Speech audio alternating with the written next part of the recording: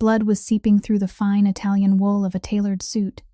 dripping into a puddle of rain in the alley behind a shuttered Chicago trattoria, and the man it belonged to was a mountain of quiet menace, broad through the shoulders, with thick, pitch-black hair framing his sharp features, the kind of man whose name made hardened people lower their voices. He was Frank Castaldi, the don of one of the most feared families on the North Side, and right now, slumped against a dumpster with 2 bullet wounds in his side, he was dying, but the person who found him wasn't a rival enforcer, or a cop, or one of his own sworn men. It was a 27-year-old waitress with no home to go to, carrying everything she had left in the world, a few crumpled dollars in tips, and a foil container of food a customer hadn't touched. Her name was Wendy Halloran, and the world had stopped seeing her a long time ago. She dropped out of nursing school to care for a dying mother, buried that mother under a mountain of hospital debt, lost the apartment, then lost the car she'd been sleeping in, until all she had left were the back booths of a cramped trattoria and the doorways nobody else wanted. That night her boss had stiffed her on her tips again, the way he always did, and she'd told herself that the cold plate in her hands would be her last good meal, that after this, the exhaustion that had been swallowing her for 2 years would finally, quietly, let her rest. She was so tired of being invisible that she almost didn't stop when she heard the low, ragged groan rising out of the dark. Every instinct she'd sharpened on the street told her to keep walking, that you don't move toward danger when you've got nothing left to lose. But she stopped anyway, because she knew exactly what it felt like to be hurting and alone in the dark with no one coming, and she couldn't make herself walk past it. What she did next, kneeling in the filthy rain beside a man the whole city feared, pressing her bare hands to his wounds, and then doing something so unthinkably kind that it would stop a stone-cold killer's heart, would shatter the plan she'd made for that night, and set into motion something neither of them could have imagined. Because exactly 2 weeks later, defying the shadow of death that still lingered, a line of black cars would roll to a stop outside the place she'd been sleeping, and the most dangerous man in Chicago would step out, still bandaged but standing tall, to offer her something so shocking, so impossible, that she'd be sure she was dreaming. If you've ever felt invisible, if you've ever wondered whether one small act of kindness could really change the course of a life, then stay with me, because this story is about to show you that the people the world overlooks are sometimes the ones holding all the power, and that the smallest mercy, offered on the hardest night of a life, can come back around to save you in ways you never saw coming. If this story moves you even a little, do me a favor and tap that like button right now. Share it with someone who needs a reminder that they matter more than they know, and subscribe to the channel so you never miss a story like this one. Now, let's step back into that cold Chicago alley, into the rain and the dark, and meet the woman who was about to give away her last meal to the deadliest man in the city. The owner, a man named Gus Pirelli, never looked up when he shouted, because to him, Wendy Halloran was nothing more than a shadow moving between the tables of the cramped trattoria on North Side Street, a shadow he could pay or refuse to pay depending on his mood. That night, as he was closing the books, he pinched 3 small bills from her tip tray, slipped them into the pocket of his own apron, and muttered something about her having broken a glass the week before, though that glass had never existed. Wendy stood there, both hands flushed red from hot dishwater, and didn't argue a word, because she had learned long ago that arguing with Gus meant having her shifts cut, and having her shifts cut meant another night with nothing in her stomach. She only lowered her eyes and counted the money left in her palm, coins mixed with 2 crumpled $1 bills, less than $7 altogether, and she counted them twice, as though the second count might somehow make them multiply. Her shoes, the flat black serving shoes she wore every night, had worn down so badly that the inner lining had peeled loose and rubbed against her heel with every step, leaving blisters she had stopped caring about. When a younger waitress spilled wine on a customer's shirt, Wendy was the one who automatically stepped forward, covered the spreading stain with salt, then pressed a cold towel against it in the proper order, a reflex left over from the training sessions where she had once been taught how to handle every kind of accident on the human body, from burns to cuts, before life forced her out of the classroom forever. No one thanked her. The customer didn't even look at her, but turned instead to blame the other girl, and Wendy stepped back again, returning to the shape of a shadow. Throughout the entire shift, she watched every plate of food the customers left behind, not out of curiosity, but because of a quiet survival habit that had taken shape over the past 6 months. And when table number 9 stood up and left behind an almost untouched serving of pasta with veal, something in her stomach tightened, because she knew that would be hers. She waited until Gus went back into the kitchen,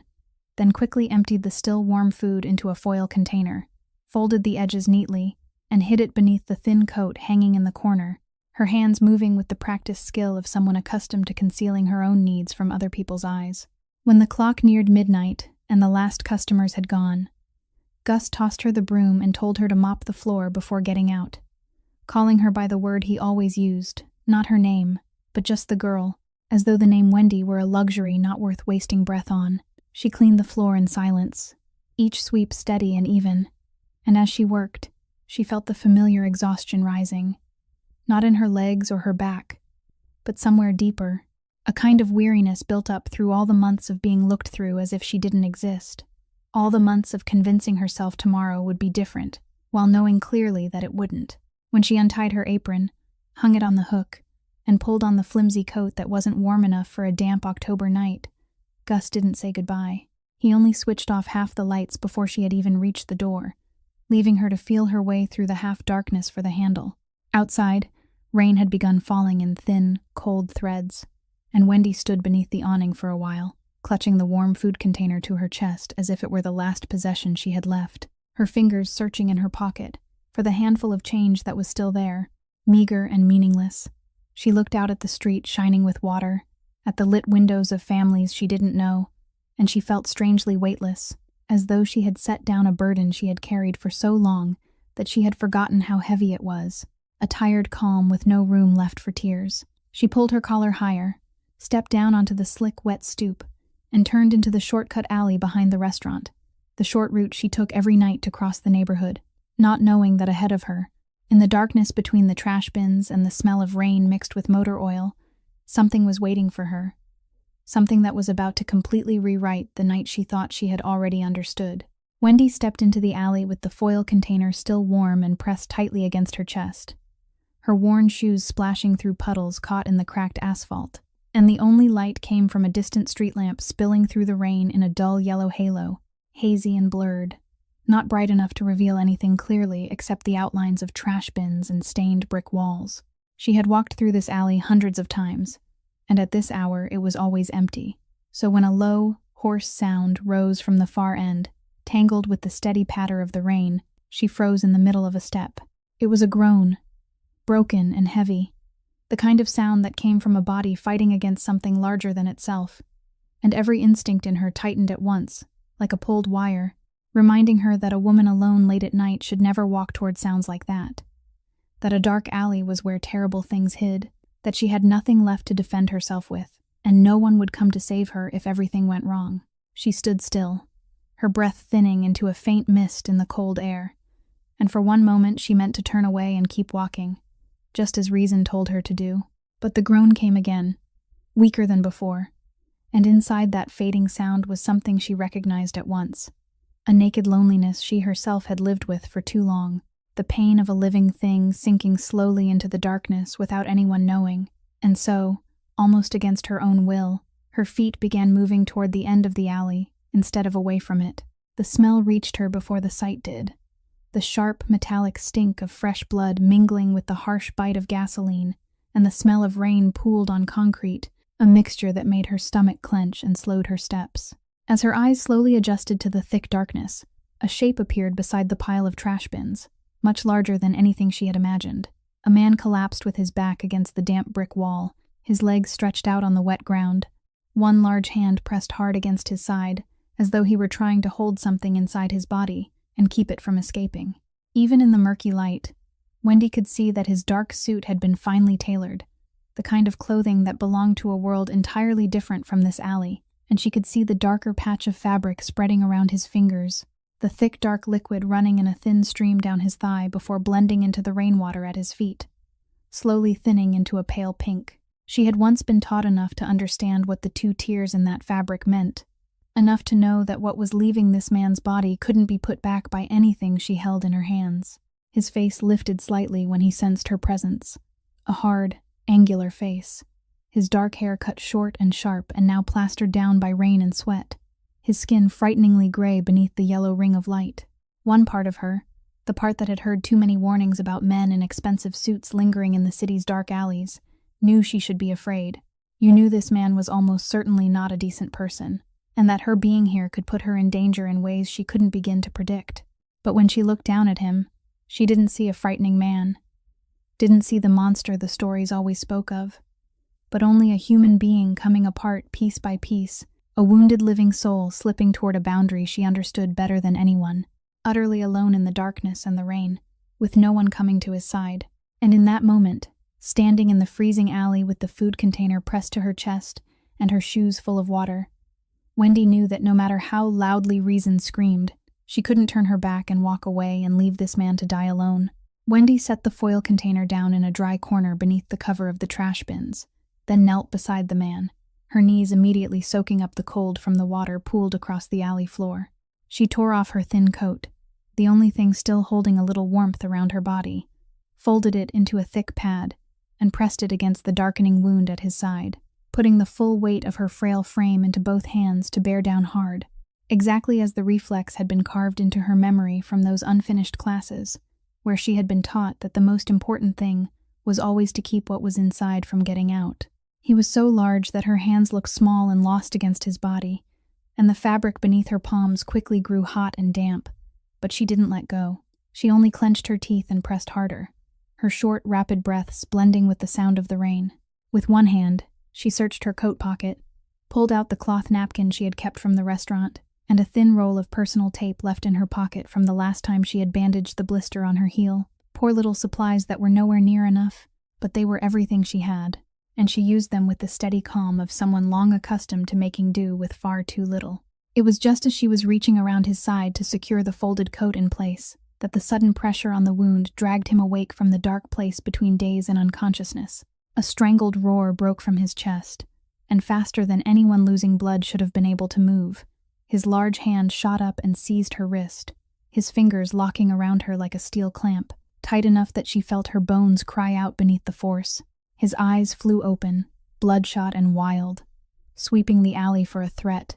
and in that instant she understood that he wasn't seeing her. He was seeing the person who had done this to him coming back to finish what had been left undone. Wendy didn't scream. She didn't yank her hand away, even though pain shot up her arm and the terrified instinct in her head screamed at her to break free and run. She stayed where she was, completely still, letting that enormous hand crush around her wrist, and she slowly lifted her face so his eyes could find hers. In the dull yellow ring of light and the falling rain, two people from opposite ends of the world locked onto each other with their gaze. One, a massive man whose name made the whole city lower its voice, now trembling from blood loss and the panic of someone close to death. The other, a small woman, drenched and exhausted, whom the world had long ago stopped seeing, now kneeling in a pool of cold water and not backing away. She said nothing for several long breaths. She only let the calm in her eyes pass into him, let him see that the hand pressing against his wound wasn't holding a weapon, but was only trying to keep him tied to the living world. Slowly, through the thick fog of shock and blood loss, something in his wild stare changed, the deadly vigilance giving way to confusion as his swaying mind struggled to reconcile the image in front of him with the danger it had braced itself to fight. He had expected the mouth of a gun, a knife blade, a merciless face, but what he found was only the tired, gentle eyes of a young woman soaked with rain, with not a trace of hatred, not a trace of fear for him, only a quiet, unyielding steadiness. The clamp around her wrist began to loosen, one finger at a time. Then that large hand slipped from her arm and fell to the wet ground beside him, limp and powerless. Wendy drew in a shaking breath, rubbed for one brief moment at the red marks his grip had left on her wrist, then without hesitating, placed both hands back where they had been over the wound and forced pressure down once more, because she knew that even a moment of rest now was a luxury his draining body could no longer afford. Wendy kept both hands on the wound until she felt the spreading pulse of blood beneath her palms begin to slow. Then she reached for the foil container she had set in the dry corner, the thin sheet of foil still holding the last trace of warmth against the damp cold of the alley. She opened the lid with one hand, revealing the pasta with veal she had packed away at the end of her shift, the meal she had meant to save for herself that night, the meal she had silently given a meaning she had never spoken aloud. The man was leaning against the wall, breathing in shallow, broken pulls, his skin a ghastly gray. And Wendy knew his draining body needed something, anything, to hold on to the small remnant of strength he had left. She tore off a small piece of the food, blew on it gently to take away the chill that had begun to seep in,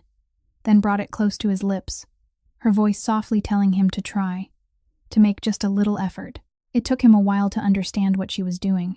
his clouded eyes moving from the bite of food to her face with a slow, stunned look, as though that simple act belonged entirely outside the reach of anything he could explain. He parted his lips, and she placed the food inside, patiently waiting as he struggled to chew and swallow it down. Then she reached for the bottle of water she always carried in her coat pocket, twisted off the cap, and lifted it so he could drink in tiny sips, one hand supporting the back of his neck so he wouldn't choke, exactly the way she had once done for her mother in the final months.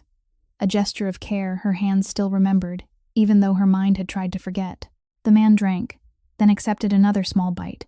and through it all his eyes never left her face, a gaze filled with something she couldn't name, a deep and bewildered astonishment. Because this man, throughout his whole life, had grown used to people giving him things in exchange for something else, used to outstretched hands that always came with a price, favors that were always debts waiting to be collected with interest, smiles that always hid a calculation. No one, in any memory he could still reach, had ever given him anything without wanting something back. No one had ever knelt in cold mud and blood to feed him pieces of their own food without knowing who he was, without knowing what he could grant or take away. And this small woman, soaked through and trembling from the cold, clearly had very little to give. Yet she was giving him the food in her own hands, the food that was probably her only meal, without a flicker of hesitation. Something inside his chest, something hardened and frozen through so many years, cracked quietly before that gesture. He tried to speak, and it took several attempts before his voice finally came out, hoarse and broken like the sound of two slabs of stone grinding against each other. Asking her a simple question, asking what her name was. Wendy went still for a moment, because it had been so long since anyone had asked her that. So long since she had been only the girl, the shadow, the nameless waitress who carried food out and disappeared. She answered softly, her voice so small it was almost swallowed by the rain, saying her name was Wendy. He repeated that name with lips that could barely move anymore. Wendy, as though carving it into some deep place inside himself. And she saw his eyes soften, the wild and guarded shell melting away, revealing in that brief moment a naked human being perhaps very few people had ever been allowed to see. She didn't ask for his name in return, didn't ask what had happened, didn't ask who had caused these wounds, because to her, none of that mattered now. The only thing that mattered was keeping him breathing, keeping him there for one more minute, and then one more after that. She gave him another bite of food, and in that dark, freezing alley, two people the world had thrown away in two different ways sat beside each other, sharing a poor meal beneath the rain, neither of them knowing that this moment was quietly changing both their lives forever. A pair of headlights swept across the mouth of the alley, and the low, muffled growl of a heavy vehicle sounded before it even came into view, followed by the slam of a car door and hurried footsteps striking the wet asphalt. A large man in a dark coat appeared at the entrance of the alley, with broad shoulders and the stride of someone familiar with violence. But the moment his eyes found the figure of the man collapsed beside the trash bins, the cold professionalism on his face shattered into something close to panic. He rushed forward, dropped to his knees, and called his boss's name in a choked voice, his trembling hands moving over the blood-covered body to gauge the damage. His name was Tobias Renner, and for many years he had stood between Frank Castaldi and every danger in the world. So finding the man he had sworn to protect in this condition made something inside him crack. He looked up at Wendy with instinctive suspicion, one hand sliding reflexively toward the side of his coat. But then he saw her small hands still pressing the blood-soaked coat firmly against his boss's wound, saw the clumsy, temporary bandage she had wrapped around him, and he understood at once that the drenched woman kneeling in this pool of water wasn't the one who had caused this. She was the only one who had kept him breathing. Tobias called out behind him, and immediately two more figures appeared, carrying a folding stretcher, every movement urgent and silent, like a machine trained to handle precisely the kinds of situations that were never supposed to exist on paper. As they prepared to lift Frank, he suddenly moved, his large hand searching through the air before catching Wendy's wrist for the second time.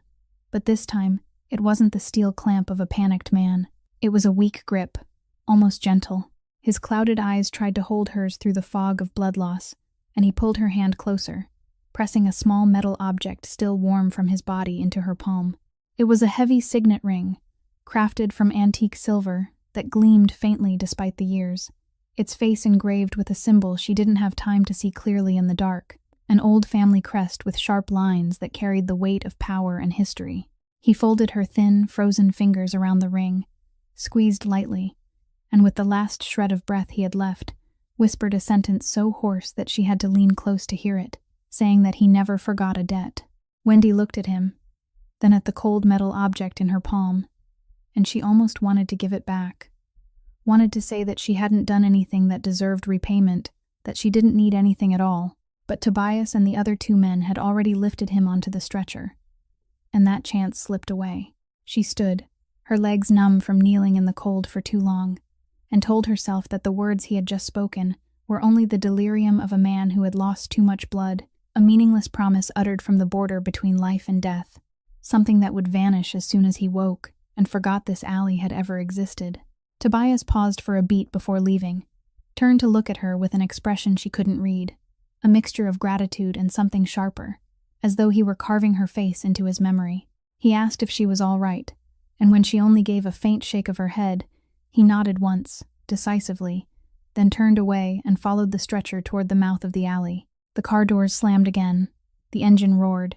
and within a few seconds the headlights had pulled away and disappeared completely into the rain, leaving the alley empty and dark, as though nothing had ever happened there. Wendy stood alone in the puddle of blood, tinted water slowly thinning around her feet, her soaked coat left behind on the ground, the empty foil container lying on its side nearby, and in her palm, the heavy silver ring still held the last trace of warmth from the hand of the strange man, the only proof that the moment that had just passed hadn't been a dream she had made up for herself on this night of utter exhaustion. Wendy picked the soaked coat up from the alley floor, wrung out some of the water, then draped it back over her shoulders even though it could no longer hold the slightest warmth, and walked out of the alley with the silver ring clenched tightly in her palm. She moved through the empty streets beneath the steady, murmuring rain, past the black glass windows of closed shops, and her numb feet carried her automatically toward her familiar shelter, a covered stretch of sidewalk beside an old building near a small newsstand, where a light still glowed faintly in the deep hours of the night. There, behind the wooden counter stacked with neat bundles of newspapers and magazines tied with string, was Margie Doyle, a small, elderly woman with silver hair pinned in a bun at the back of her neck, and eyes that were still sharp after all the years she had spent staying awake through long nights selling papers to this city. Margie was the only person in the whole neighborhood who still called her by her real name. Not the girl, not hey you, but Wendy, always with a warmth that made those two simple syllables sound like something of worth. When she saw Wendy approaching, soaked, trembling, and paler than usual, she immediately left the stool behind her counter,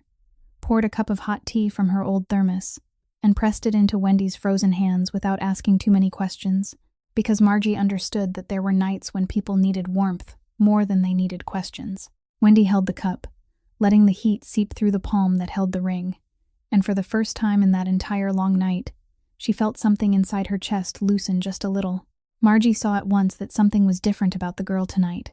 a heaviness in her bearing that went beyond ordinary exhaustion, so she pulled a wooden crate closer and told Wendy to sit beside the counter where the tarp kept off the rain, then began telling little scraps of stories in her warm, raspy voice. Stories about the regular customer who bought a paper every morning. Stories about the stray cat that still came around for scraps. Stories with no purpose except to remind the girl beside her that she was being seen, that she was sitting in the presence of another human being who cared that she existed in the world. Margie told Wendy, as she often did,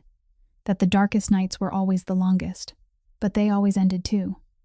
That morning had the stubborn habit of coming back, whether people believed in it or not, and that a girl who knew how to kneel down and care for someone else the way Wendy did deserved to have life care for her in return,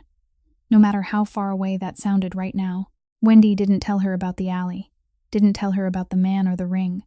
only sat there sipping the tea one small swallow at a time and letting Margie's voice settle over her like a blanket. And little by little, beneath the shelter where the rain tapped steadily overhead, and beside the warm presence of the only old woman who still treated her as a human being, the exhaustion that had been gathering for months finally pulled her eyelids down. She fell asleep right there on the wooden crate, her head resting against the brick wall beside the newsstand, both hands still wrapped around the cooled cup of tea and the silver ring. and Margie quietly laid an old wool blanket over her shoulders, the one she kept behind the counter, then stayed there to watch over her sleep through the last deep hours of the night. The night Wendy had thought would become a quiet ending passed that way, not through darkness, but through a cup of hot tea and the storytelling voice of a kind old woman. And when the first gray rays of dawn began slipping over the city's damp rooftops, Wendy was still asleep,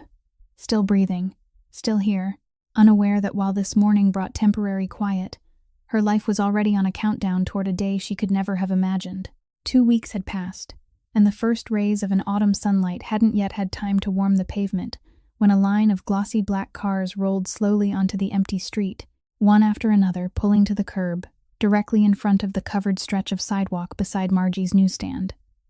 their dark bodies reflecting the dull gray dawn like a silent and threatening procession. Wendy woke to the low rumble of engines and the sound of tires grinding over damp asphalt, and when she rubbed her eyes and looked out from beneath the old wool blanket Margie had laid over her, her heart instantly tightened into a block of ice. She had lived on the streets long enough to know who cars like these belonged to and what they carried with them, and the first thought that struck her was a cold, cutting fear that the man in the alley 2 weeks ago belonged to a world where witnesses were never allowed to exist, that she had seen something she shouldn't have seen, and now they had come to erase that worry. Margie rose from her stool, one hand clutching the edge of her cardigan, the old woman's protective instinct making her shift closer to stand partly in front of the girl, even though she had nothing at all with which to stand against the people stepping out of those cars. The door of the lead car opened first, and Tobias Renner stepped out, his familiar large frame now dressed in a crisp dark suit instead of the rain-soaked coat from the night before, his face calm and unreadable as his eyes swept once across the street before coming to rest on Wendy. From the second car, a sharp-looking middle-aged woman stepped out, wearing a perfectly tailored business suit, carrying a leather briefcase, her hair pinned neatly up, and her cold eyes assessing the scene with the precision of someone accustomed to measuring every situation in terms of clauses and consequences. This was Eleanor Pike, a woman Wendy had never met,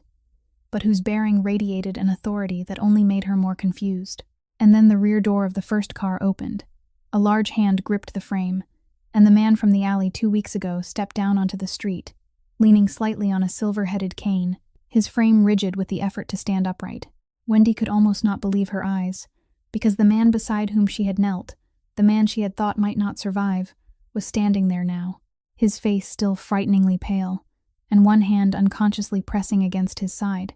where she knew heavy bandages were hidden beneath the spotless white shirt and dark suit, defying his physical limits to remain standing alive, his cold, sharp gaze sweeping once over the street, before locking onto her with an intensity that made her stop breathing. This was no longer the broken, dying man she had cared for in the dark, but something entirely different, a man who gave off power and control even while wounded, and that transformation frightened Wendy even more instead of reassuring her. She sprang up from the wooden crate, the wool blanket slipping from her shoulders and falling to the ground, and by instinct she backed away one step, her back touching the cold brick wall, her palm unconsciously closing tight around the silver ring she had kept all this time, the only object that proved she hadn't imagined everything. Her eyes darted around, searching for an escape route that didn't exist. And in that moment, every story she had ever heard about people who vanished without a trace in this city rushed back all at once, making her legs tremble.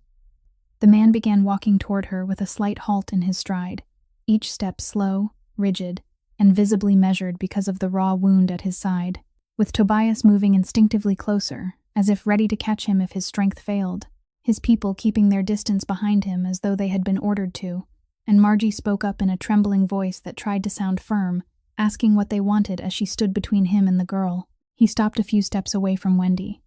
close enough for her to see clearly the tired lines carved into his face and the dark eyes watching her without blinking. And in the strained silence, with only the early morning wind and the heavy pounding of her own heart inside her chest, Wendy braced herself for the worst, completely unaware that the true reason this entire procession of powerful people had come looking for her at dawn lay far beyond anything her fear could have imagined. The man stood there for a while, his dark eyes passing over Wendy's pale face and the stiff, rain-dried state of her clothes, over her worn shoes and the wool blanket fallen at her feet. Then he gave Margie a slight signal to step back, a gesture that held just enough authority without being rough.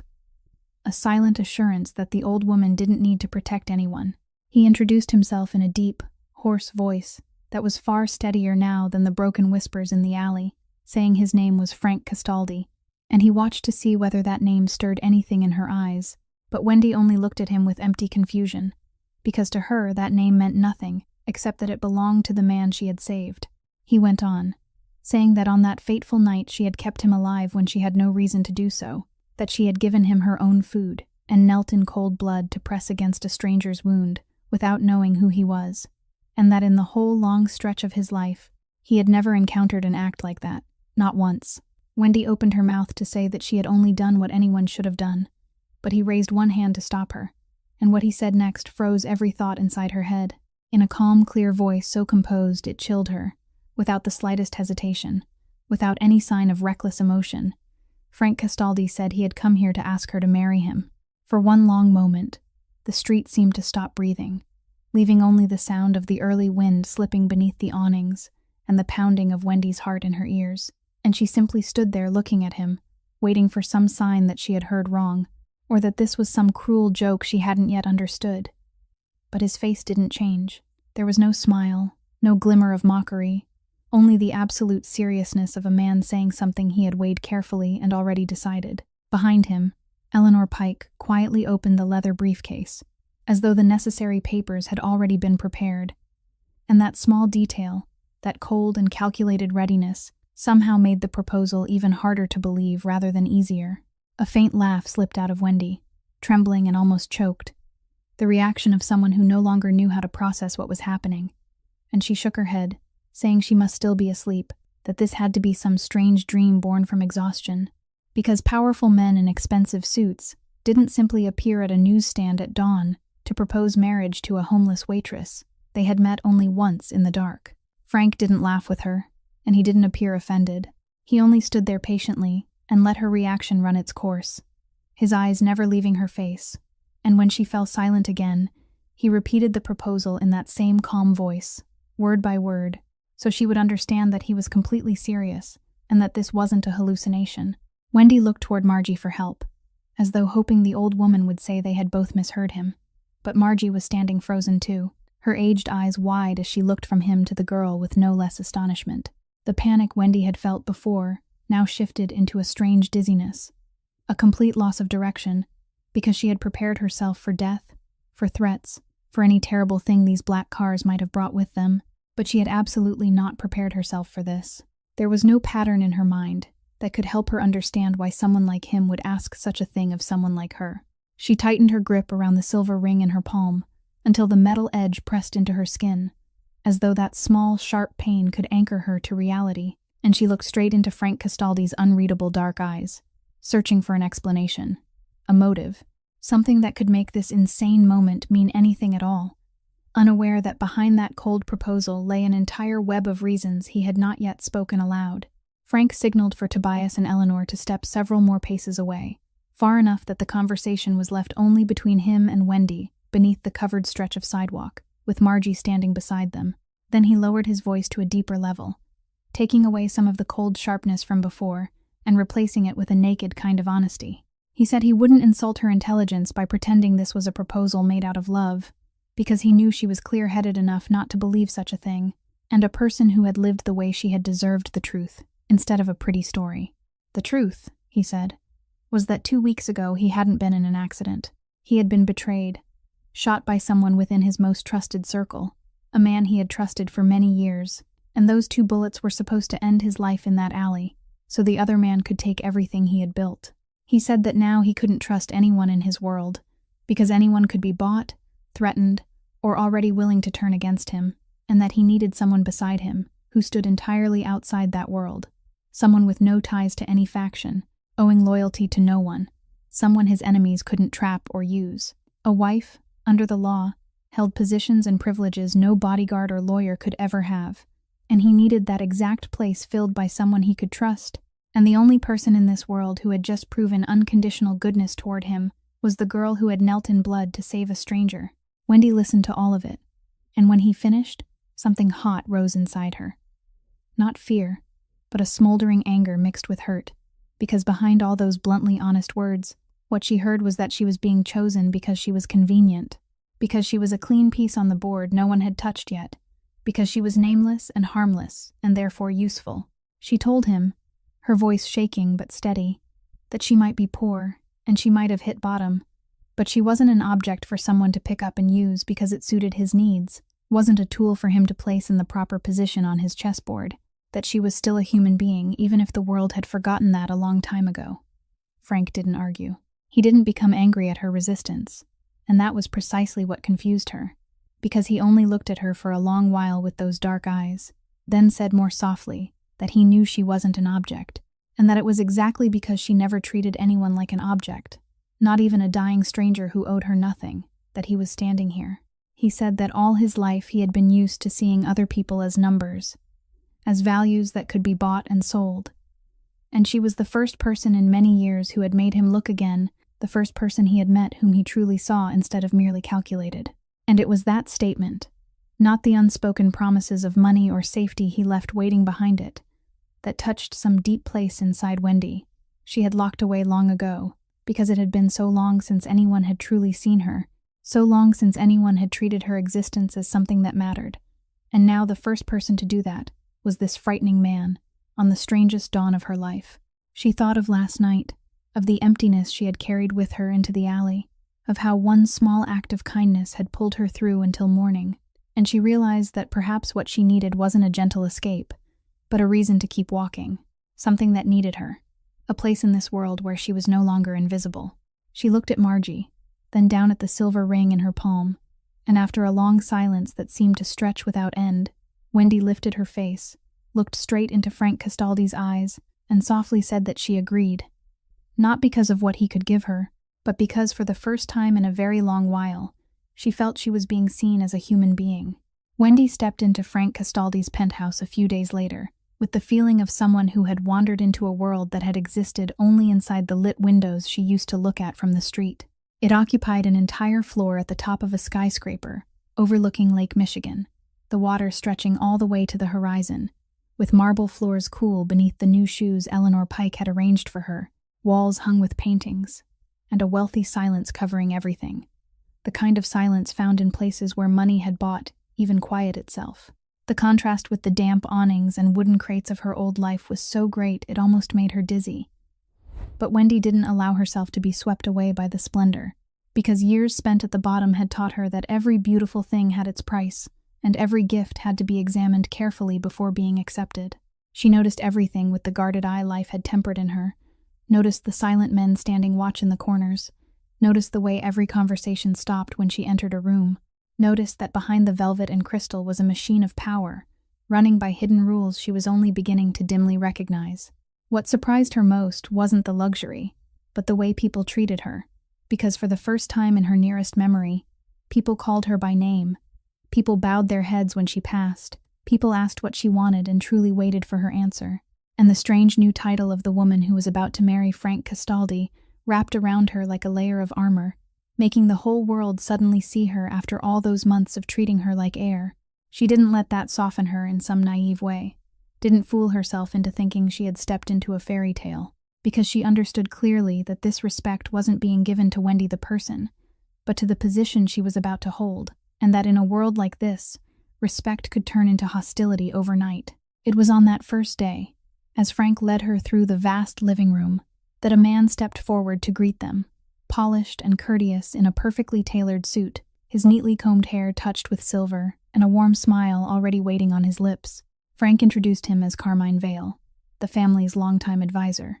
the right hand who had stood beside him for many years, and Carmine took Wendy's hand in both of his, offering warm, smooth congratulations, expressing his joy that Frank had finally found a woman worthy of him, praising her courage on that fateful night with a sincerity that sounded perfect down to every syllable. But Wendy, who had spent her whole life watching people from the position of someone invisible, had learned how to read the things people didn't say, and there was something in Carmine Vale's eyes that didn't match the smile on his mouth, a cold, calculating flicker that passed very quickly as his gaze measured her from head to toe, assessing her the way someone assessed an unexpected variable that had suddenly appeared inside an equation already arranged in advance. His smile was warm, but it never reached the bottom of his eyes, and the way he kept repeating that she must be very tired, that she should rest as much as possible, carried a shade of concern that Wendy's instincts read as questioning in disguise. She smiled politely in return and gave the proper words of thanks. But inside, she recorded everything. Recorded the fleeting moment when Carmine's gaze slipped toward Frank's still healing wound with an expression she couldn't name, but couldn't ignore either. When Carmine excused himself and walked away with the calm, confident stride of a man who felt entirely in command of this place, Wendy stood still for a while and watched his shadow go, and a vague unease crept through her. The feeling of a small animal realizing that inside this beautiful garden, something was watching her from the dark. She had no proof yet, no concrete reason, only the sharp instinct that years of survival had honed. But she decided in her heart that she would keep her eyes on Carmine Vale, that she would watch and listen, because in this new world full of traps, her caution was perhaps the only possession left from her old life that she didn't intend to throw away. Frank Castaldi wasn't the kind of man who opened his heart easily, and Wendy quickly realized that the moments when he allowed some small part of his true self to show were rare and came at the most unexpected hours. In the first days of living under the same roof like two strangers bound together by an agreement, they studied each other with the caution of two people who had both been hurt by life and had both learned not to trust anyone easily. Wendy kept her distance, careful and observant, while Frank treated her with a cold, proper courtesy, never crossing the line, always giving her private space and a respect she hadn't expected from a man in his position. But it was that restraint, the way he was so careful never to impose himself, that slowly began to melt her defenses in a way forceful eagerness never could have done. Late one night, when Wendy couldn't sleep and went out into the vast living room to look down at the city lights spreading below, she found Frank already sitting there in the dark, with a glass of liquor he hadn't touched, and instead of leaving, she sat down in the chair across from him. In that quiet midnight space, where there was no one else to perform for, and no power that needed to be displayed, Frank began to speak, softly and in broken pieces, about a boy who had grown up in hard neighborhoods where kindness was considered weakness, and weakness made people pay in blood. He told her, not as an excuse, but only as though he were laying the truth on the table, about how he had learned to freeze every feeling very early, about how he had built one hard layer after another around himself, until he was no longer sure what was left beneath them, about the price of becoming the man the whole city had to fear, which was never being allowed to trust anyone, and therefore never truly being known by anyone. Wendy listened in silence, and she realized that behind the power and brutality the name Castaldi represented was a loneliness so deep she understood it down to the bone, because she too had lived too long in a world where no one saw her. Only her loneliness came from being forgotten, while his came from being feared. She told him, for the first time aloud to another person, about the long nights on the streets, about the feeling of becoming so invisible that she wondered whether she still truly existed, and Frank listened with a level of attention she had never received from anyone, his dark eyes never leaving her face, as though every word she said mattered. There was a moment when the city lights fell across her face, and Frank lifted his hand as if to brush a strand of hair from her cheek, a gesture so instinctive and unexpectedly gentle that it almost startled her. But then he stopped halfway, his hand hanging in the air before he slowly lowered it, and both of them felt the weight of the distance he had deliberately chosen not to erase. That restraint hung suspended between them, full of tension and temptation, something unnamed and perhaps not yet permitted to be named, because both of them knew clearly that this marriage had begun as an agreement, and that allowing emotion to enter it meant placing themselves in danger. Wendy withdrew first, standing and wishing him good night in a voice that trembled slightly, and when she turned away, she felt his eyes following her back the entire way to her room. In the days that followed, something changed between them quietly,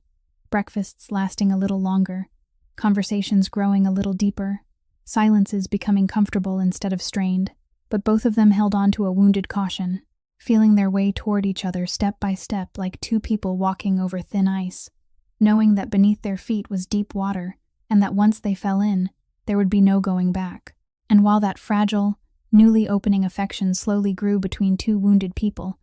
neither of them realized that other eyes were watching, that the closeness between Frank and the girl he had married was becoming a threat to plans hidden in the dark, and that this very feeling beginning to bloom between them would soon be turned into a weapon against them both. Carmine Vale was a patient man, and that patience was what made him more dangerous than any gunman in Frank Castaldi's world. He had watched the closeness growing between Frank and Wendy with a cold calm, and he understood that this woman, this outsider whom he couldn't buy or threaten, was becoming the greatest obstacle to the plan he had been nurturing for a long time, the plan to take control of the family. Instead of striking directly, a move far too obvious and risky, Carmine chose a much subtler path. He decided to turn that very attachment into a weakness, to turn the fragile trust just beginning to bloom between them into a crack he could pry open. He had already been quietly tracing Wendy's past from the moment she arrived, turning over every piece of her life. When the simple truths about her past didn't give him what he needed, he fast-tracked a prefabricated false file, crafted with ruthless efficiency. Working swiftly in the shadows, he swiftly organized fabricated call records, backdated payments made to appear as if they had been transferred into an account in her name, and manipulated photographs of her standing near a man Carmine had already set up to look as though he belonged to the rival gang that had ordered Frank's assassination. The story he wove was smooth and poisonous, that Wendy hadn't been in the alley by chance that night, that she was a planted piece, placed in exactly the right position to slip inside Frank's inner circle, that the entire touching act of saving his life had been nothing more than a coldly calculated opening move, meant to win his trust and finish the work those 2 bullets had left undone. Carmine did not rush to release everything at once, but let it drip out little by little, beginning with a worried hint in a private conversation with Frank, a question meant to plant doubt, while wrapped in the appearance of loyalty, saying only that he had noticed a few unclear things about the woman Frank had brought into his home so quickly. Then, once the seed of suspicion had been planted, he began presenting the fabricated pieces of evidence, one by one, each one offered with the pained reluctance of a friend, forced to speak an unpleasant truth, because he feared for the life of the man he served. And this was where Carmine's cruelty truly took effect, because he wasn't aiming at Frank's reason, but at his deepest wound, the very wound still bleeding from a betrayal whose source Frank did not yet know. Frank Castaldi was a man who had just been gunned down by someone within his most trusted circle, a man whose entire view of the world had been built on the belief that trusting someone was the same as signing one's own death sentence. And now Carmine placed in his hands a story that confirmed that darkest fear, that even the kindness that had saved his life could be a lie, that the only person he had begun allowing himself to trust was only another knife waiting to slide into his back. Frank did not believe it at once, and that was the tragedy of the moment, because one part of him, the part that had truly seen Wendy in those quiet late nights, cried out that this couldn't be true, that he had looked into her eyes and seen something that couldn't be faked. But he couldn't dismiss it at once either, because another part of him, the part that had survived so many years in the underworld by always assuming the worst, whispered that the best deceivers were the ones who made you believe they couldn't pretend, that perhaps he had gone soft and allowed a gentle face to cloud the judgment his life depended on. He began keeping his distance from Wendy without explaining why, the warm conversation suddenly freezing over again, his eyes when he looked at her, now carrying a cold scrutiny that left her confused and hurt, without understanding what she had done wrong. Wendy felt that change like a cold wind rushing into the room, saw the door that had just begun to open between them slowly swinging shut, and though she did not yet know the reason, her sharpened instincts told her that some invisible hand was stirring everything from the dark, that this sudden suspicion had not grown naturally, but had been planted by someone. She caught Carmine Vale's eyes during a tense dinner, and in that fleeting instant she saw a small flash of satisfaction behind his false mask of concern, and she understood, with a certainty that chilled her spine, that her true battle in this world had only just begun. The day Wendy received the news about Margie, Chicago was pouring down a cold rain exactly like the night she had stepped into the alley, and perhaps because of that, the fear inside her felt even more bitterly cold. A household staff member told her, hesitantly, as though unsure whether it should be said at all, that the little newsstand on the familiar corner had been smashed up during the night, the stacks of newspapers torn apart and thrown across the wet street, the tarp slashed to ribbons, and the old woman who sat there every night had been threatened and roughed up by several strangers before they disappeared back into the dark. Wendy didn't wait another second. She rushed out of the penthouse in defiance of every rule, caught a taxi, and went straight to the hospital where Margie was lying, and when she pushed open the door to the small room, the sight of that kind old woman in the hospital bed, her face bruised and one arm in a cast, stopped her at the threshold with her throat locked tight. Margie tried to shape a crooked smile when she saw her, telling her not to make that face, saying she was old but still tough enough, but her voice was weak, and her usually sharp eyes now held a fear she was trying to hide. Wendy sat down beside the bed, took Margie's uninjured hand, and Margie leaned close and told her in a whisper that those men hadn't taken anything. It hadn't been a robbery. They had only left a message. They told her to pass it on to the girl, that she should learn to keep her mouth shut and behave herself, or next time, it wouldn't just be a newsstand and a broken arm. In that moment, all the scattered pieces in Wendy's mind locked together into one chilling picture. She understood that Frank's sudden change, the baseless suspicion dropped onto her, and now the blow against the only person from her old world who still treated her like family, were all the work of the same hand, and that hand wore a polite smile and a perfectly tailored suit. Carmine Vale was tightening the circle around her, and he had chosen to strike exactly where she was softest. Not at her, but at someone whose safety mattered to her more than her own life, forcing her toward the very choice he wanted. Because the safest way, the easiest way, was to do exactly what the message demanded, to stay silent, to step back, to let go of this dangerous world and vanish before everything grew worse. And one part of Wendy, the part too accustomed to curling inward just to survive, whispered that perhaps she should do just that. Take Margie somewhere safe and remove herself from this vortex. She sat by the hospital bed for many hours, listening to the old woman's labored breathing and the steady ticking of the machines, and she allowed both roads to open before her, one leading to the safety of running away, the other to the danger of staying and fighting. But then she looked down at the bruised face of the woman who had laid a blanket over her on the darkest night of her life, the woman who had called her by her real name when the whole world had forgotten she had one, the woman who had given her a hot cup of tea and dignity when she had nothing left at all. And Wendy knew she couldn't run. Running would mean letting Carmine win, letting him swallow Frank and everything he touched. And more than anything, running would mean betraying the very person Margie had seen in her, the person who knew how to kneel down and care for a stranger, instead of turning her back and walking away. She bent down and hugged the old woman very gently so she wouldn't touch her injuries, and whispered that she would be safe, that Wendy would take care of everything, and Margie gripped her hand tightly and begged her to be careful, saying there was nothing in that world worth trading her life for. But Wendy only shook her head and smiled a smile the old woman had never seen on her before, a smile no longer carrying the resignation of someone invisible, but filled with a resolve as hard as steel. When she stepped out of the hospital into the rain, something inside her had changed forever. The fear was still there, cold and real, but beneath it now burned a low, steady fire, because for the first time in many years, Wendy had something worth protecting and a reason not to step back, and she decided that if Carmine Vale wanted to use her invisibility against her, then she would turn that very invisibility into a weapon against him. Wendy returned to the penthouse with a new resolve forged in fear and anger, and she began doing the very thing her whole life had unknowingly trained her to do better than anyone in this world, which was to become invisible. Through all those years of being looked through as though she didn't exist, she had learned that when people assumed you weren't worth noticing, they would speak and behave in front of you as though you were a piece of furniture,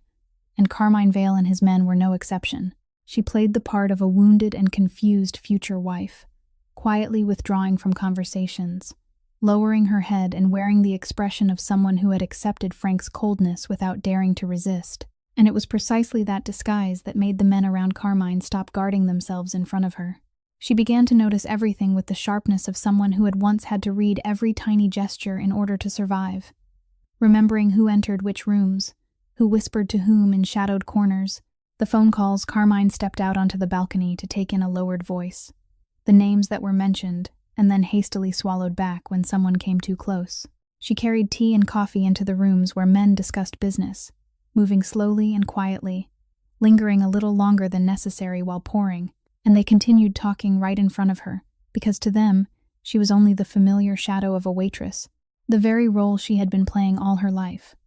Through the scraps she gathered, Wendy slowly pieced together the picture of what Carmine was doing. She traced the fact that he was secretly redirecting resources and the loyalties of certain men in the family toward himself, that he had been in contact with the very outside force that had shot Frank in the alley, and that his plan did not stop with one failed assassination, but was a complete takeover now drawing very close. But she knew that scraps and instincts would never be enough against a man Frank had trusted for many years like Carmine,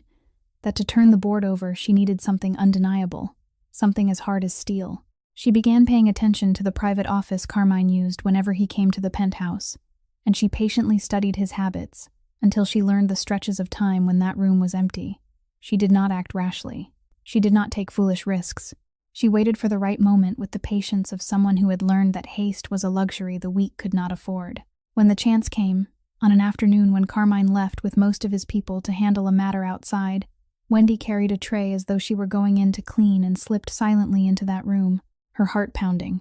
but her hands steady. She did not rummage wildly, but searched methodically, and what she discovered confirmed every worst suspicion she had. Documents proving the flow of money toward Carmine, records of communication with the family's enemies, and most importantly, evidence showing that he himself had arranged the assassination in the alley. She also found traces of the false file he had fabricated to frame her, proof that the entire spy story had been a lie crafted to divide her and Frank. Wendy knew she couldn't simply take these things away, because their disappearance would immediately alert Carmine, so she did the smarter thing. She used the phone Frank had given her to carefully photograph every page, recording every detail, then immediately uploaded the encrypted images to a secure cloud server, ensuring the truth was safe before placing everything back exactly where it had been, as though no one had ever touched it. When she stepped out of the room with the tray in her hands and the calm expression of a waitress who had just finished cleaning, not one of the guards noticed her. Not one of them suspected that the invisible woman they had just glanced past was holding in her hands the thing that could destroy Carmine Vale's entire conspiracy. And in that moment, Wendy realized a truth that a lifetime of being ignored had accidentally taught her, that the very invisibility the world had forced onto her like a curse had now become her sharpest weapon, that the person no one bothered to look at was the very person who could see everything. Carmine Vale's coup came on an evening when Frank was away from home handling a meeting on the south side of the city, and Wendy realized too late that his absence wasn't accidental, but had been arranged. The guards she had believed were loyal to Frank suddenly changed their attitude, and before she could rush to the door or reach for the phone holding the precious evidence, 2 of Carmine's men blocked her path. She didn't weep or beg, didn't freeze in terror, but reacted with the survival instinct honed through so many years on the streets. She swung the metal tray in her hand into the face of the nearest man and lunged toward the door. But the distance was too short, and the men were too quick, and within seconds she was overpowered, a hand clamped over her mouth, and a dark cloth pulled over her eyes. In that chaos, Wendy was still clear-headed enough to do one thing. She slipped her hand into the pocket where she always carried Frank's silver signet ring, the thing she had never let leave her since the night in the alley, and clenched it tightly in her palm, like a silent promise that she wouldn't give in. They carried her away in the trunk of a car, and through the sounds filtering past the blindfold, the distant whistle of a train, the slap of water, the heavy clang of metal striking metal, and the thick smell of salt and engine oil, she figured out that they were taking her to the abandoned dock warehouses along the lake, where any cry for help would vanish into the empty space. When the cloth was yanked from her eyes, Wendy found herself in the middle of a massive, dark warehouse, the only light coming from a few swaying industrial bulbs, rusted containers stacked into walls of steel, and Carmine Vale standing there, no longer wearing his usual courteous smile, but instead the cold expression of a man who had decided the game had reached its end. He stepped closer to her with his hands clasped behind his back and said in a voice so calm it was chilling that he had to admit he had underestimated her, that he had thought a homeless waitress would know enough to withdraw after being warned, but she had proved far more troublesome than expected.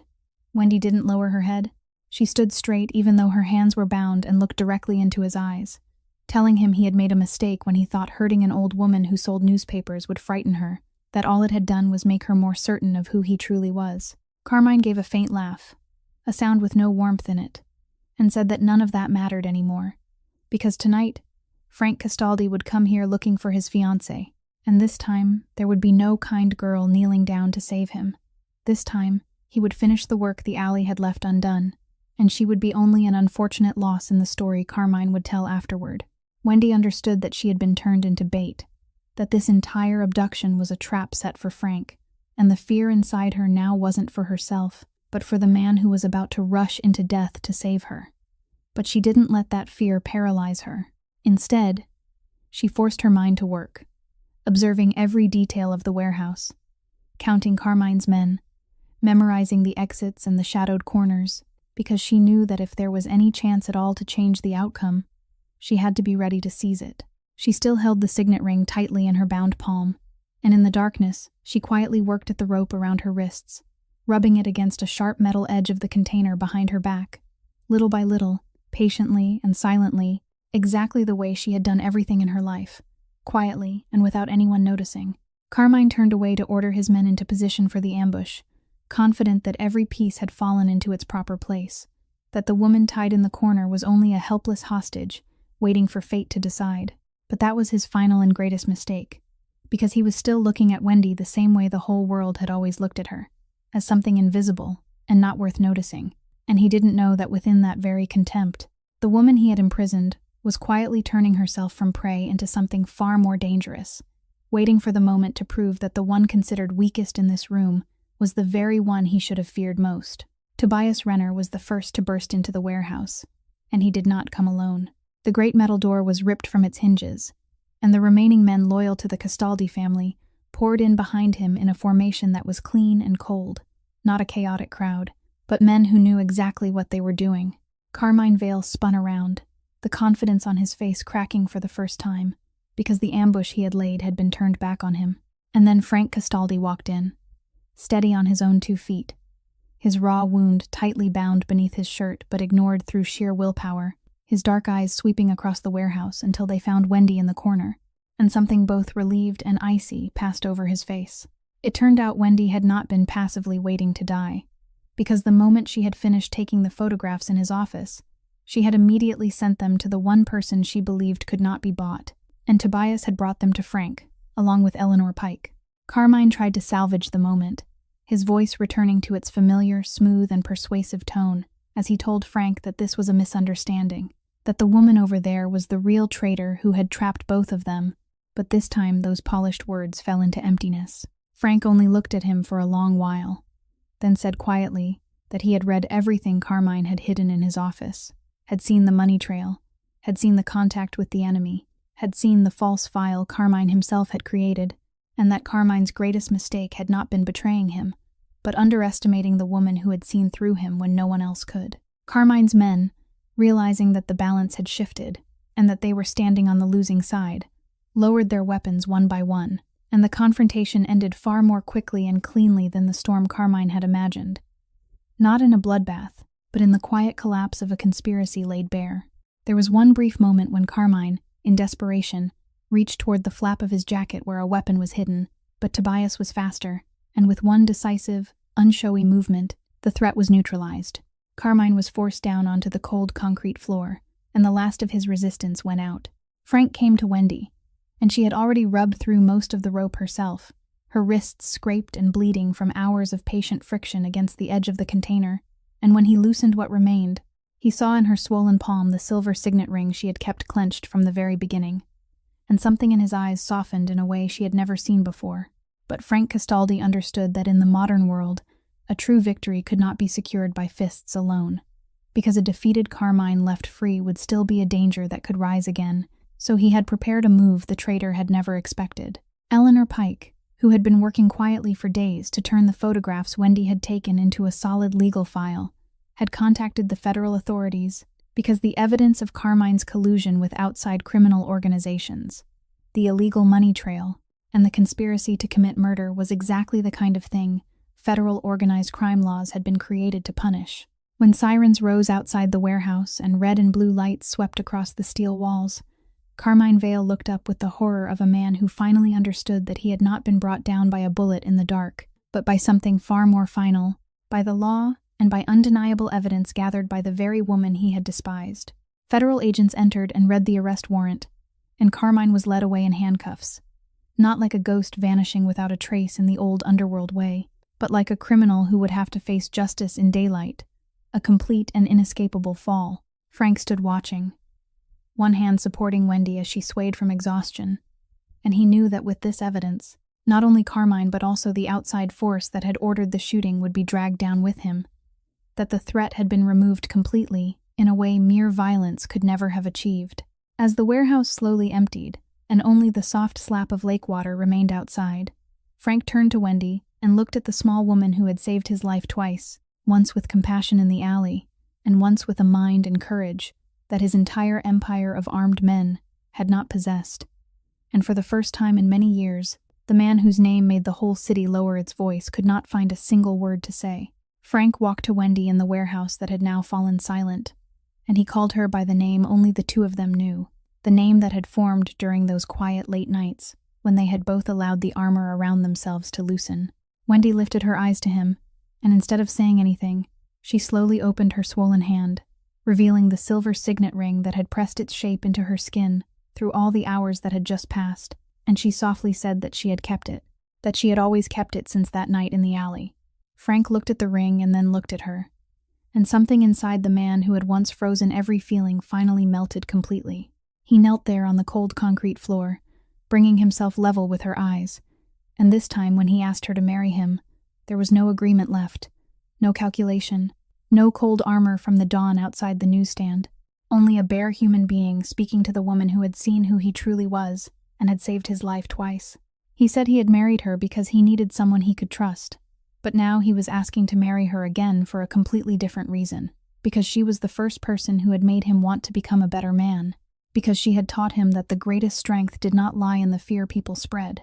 but in the kindness they dared to give even when they had nothing left to lose. And Wendy, the woman who had once stepped into a dark alley feeling that she had nothing left to hold on to, now placed the hand holding the ring into his and said yes, this time not because she needed a reason to keep going, but because she had found a place to belong. 1 year later, the city of Chicago was still noisy and cold as it had always been, but Wendy Halloran's life had changed so deeply that the girl who had once slept beneath damp awnings could almost no longer recognize the person she used to be. She had returned to school, finished the nursing program life had once forced her to abandon, and the hands that had once clumsily pressed against a wound in an alley now cared for the sick with skill and tenderness. But the thing she was proudest of was not the degree, but the charity kitchen she had opened right in the neighborhood where she had once wandered hungry, a warm place filled with light every evening, serving hot meals to homeless people the world had forgotten how to see, just as the world had once forgotten how to see her. Every evening she stood there and handed out meals herself, and she always remembered to call each person by their real name, because she understood better than anyone that sometimes what a human being longs for most is not food, but the acknowledgement that they still exist, that they are still worthy of being seen. Margie Doyle, fully recovered from the ordeal of that past year, often came by to help, and the old woman would smile, her toothless smile, and say she had known from the very beginning that this girl carried a light the whole city couldn't put out. Frank, the man whose name had once made the whole city lower its voice, now stood washing dishes in that kitchen every Friday night, and anyone who had known the old Castaldi surely wouldn't have believed their own eyes. In the end, the story of Wendy and Frank was not the story of a poor girl being rescued by a powerful man, but the story of two wounded people saving each other, of one small act of kindness given in the darkest moment returning to light up an entire life, and of one simple truth we so often forget, that a person's dignity is never measured by what they own or where they sleep at night, but by how they treat others when they have nothing left in their hands. Perhaps the deepest lesson this story leaves behind is the reminder that every person we pass in life, the server carrying food, the homeless person by the roadside, the newsstand woman in the night, is a human being with an entire world inside them, and that sometimes, simply stopping to truly see them, calling them by their real name, and treating them with respect, is the very thing that saves a life without us ever knowing it. If this story touched your heart, please press the subscribe button on our channel, like and share this video, so we can listen together to more meaningful and captivating stories every day. How do you feel about Wendy's journey? And what does this story remind you of in your own life? Has a small act of kindness ever changed your day in a way you didn't expect? Please leave a comment sharing the feelings deep in your heart, because we truly want to hear your stories and your thoughts. Thank you for taking the time to listen all the way to the very last moment, and may everyone watching this video always have truly good health, a joyful life, peace, and love filling every day. Goodbye, and see you again in the next stories.